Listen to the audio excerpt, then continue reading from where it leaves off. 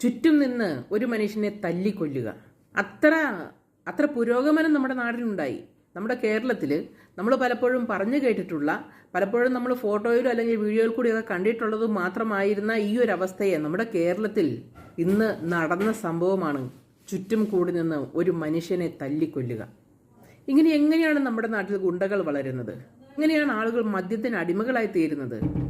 ഈ സുലഭമായ മദ്യവും ഈ സുലഭമായ മയക്കുമരുന്നുമൊക്കെ ഇല്ലായ്മ ചെയ്യാൻ ആരാണ് മുന്നിട്ടിറങ്ങേണ്ടത്? ഇതൊന്നും രാഷ്ട്രീയമല്ല.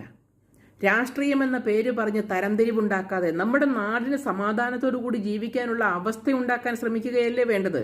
ജനങ്ങൾക്ക് സ്വൈര്യമായി ജീവിക്കാനുള്ള സാഹചര്യമെങ്കിലും ഉണ്ടാവേണ്ടതല്ലേ?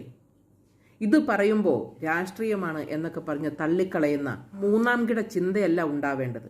എവിടെയും ഇറങ്ങി നടക്കാൻ പറ്റുന്ന സുരക്ഷിതത്വം, അതാണ് ഉറപ്പു നൽകേണ്ടത്.